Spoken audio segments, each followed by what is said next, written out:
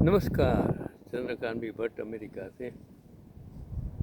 बहुत दिन के बाद ये सीज़न मौसम बदल गया है, ठंड कम हो गई है, तो मैंने सोचा आज इस बगीचे में आकर आपके लिए कुछ वीडियो बनाऊं। कभी कभी इंसान को कुछ पता नहीं होता है कि उसने पाप किया है पुण्य किया है। वो पाप पुण्य की व्याख्या सत्य असत्य, हिंसा अहिंसा की व्याख्या हमने खुद ही इंसानों ने बनाई है।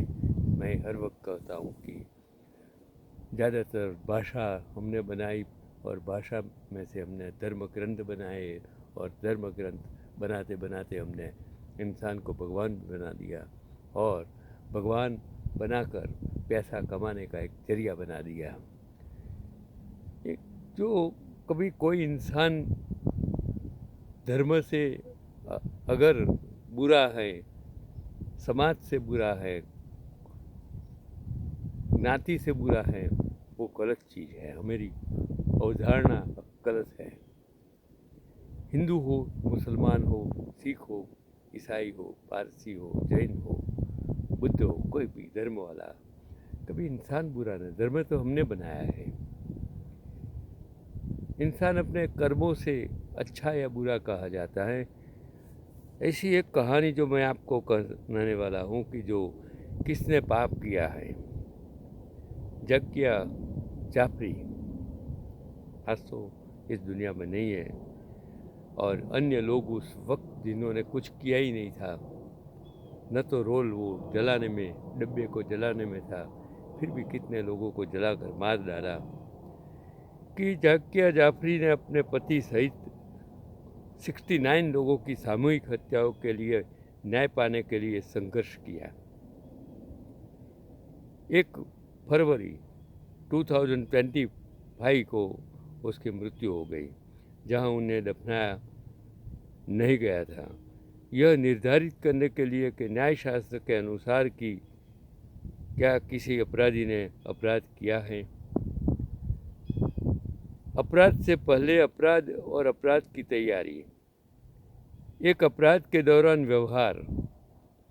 अपराध का व्यवहार 28 फरवरी 2002 को अहमदाबाद में सांप्रदायिक हिंसा इस तरह होती है जिसका कोई रोल ही नहीं था। इन लोगों को सजाए कितना नुकसान हो गया। तो जो अपराध करने के लिए अपराधियों ने पहले से ही तैयारी की थी और अहमदाबाद में पीड़ित के शवों की घोषणा की गई और हिंदू को उकसाया गया। जो उस वक्त के मुख्यमंत्री और आज के प्राइम मिनिस्टर ने हिंसा नहीं करने की अपील करने से परहेज किया। अपराध के दौरान व्यवहार। एहसान जाफरी ने कॉल करने के बावजूद मदद नहीं की। अपराध का पैटर्न देखिए। अपराधियों को दंडित करने के बजाय उन्होंने 2014 के बाद एक मलाईदार पोस्टिंग दी। एसआईटी विशेष जांच टीम के सदस्य बनाए गए।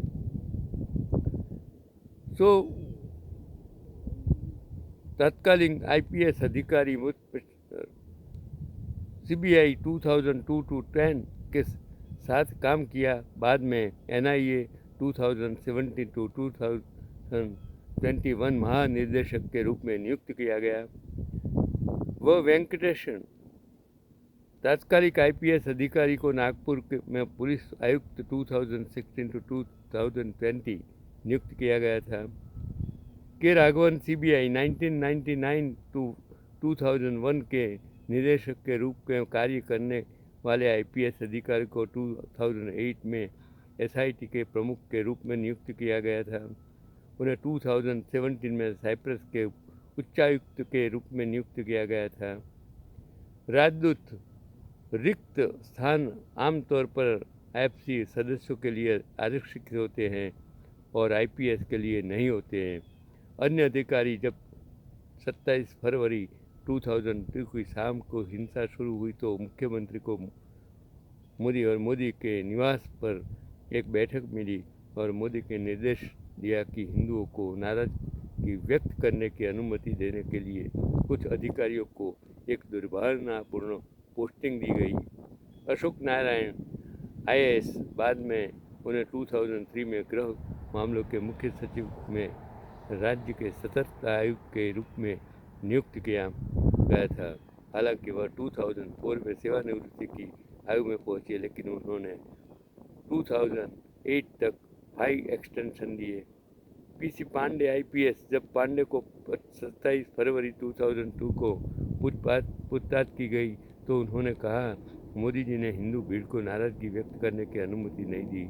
उन्हें चुनाव आयोग द्वारा डीजीपी पद से हटा दिया गया था, लेकिन मोदी जी ने जनवरी 2008 में पांडे को फिर से डीजीपी के रूप में रखा।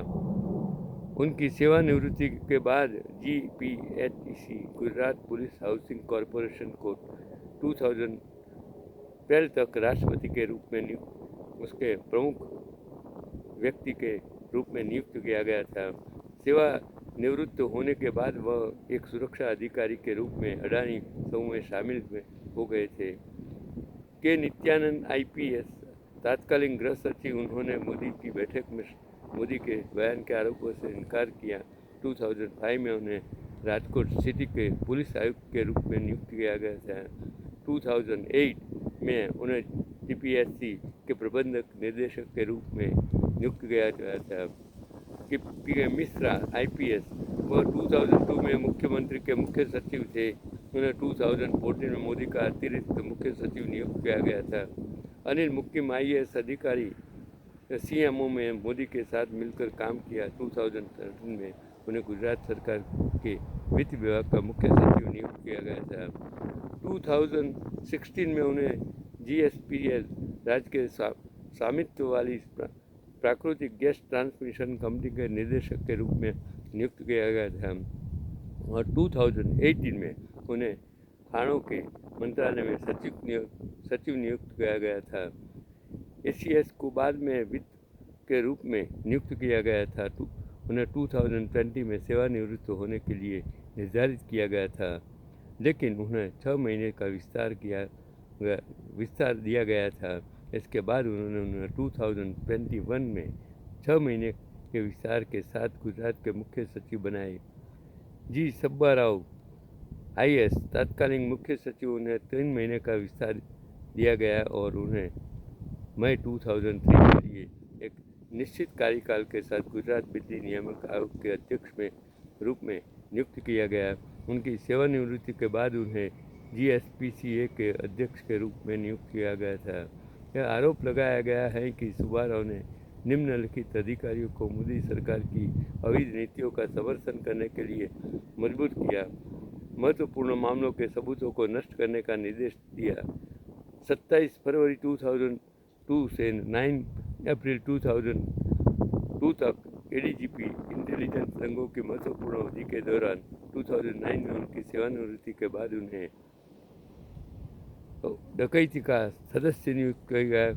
उन्होंने एडीजीपी अपराध के रूप में नकली मुठभेड़ को कवर करने में मदद की। हालांकि वह एडीजीपी इंटेलिजेंस थे, लेकिन उसने वित्त मरीज आयोग के समक्ष गलत हलफनामा नहीं किया।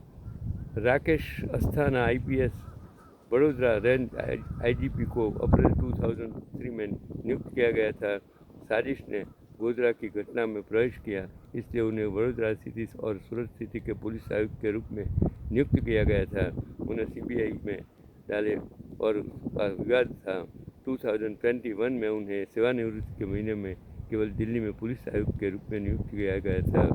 वित्त मेहता आयोग जीटी सेवानिवृत्ति उच्च न्यायालय के न्यायाधीश दंगों की जांच के लिए आयोग को अध्यक्ष के रूप में डिजाइन किया गया। 2005 में 3 साल बाद उनके बेटे एडवोकेट को मौलिक हवेली द्वारा गुजरात का अतिरिक्त सरकारी वकील एपी के रूप में नियुक्त किया गया था।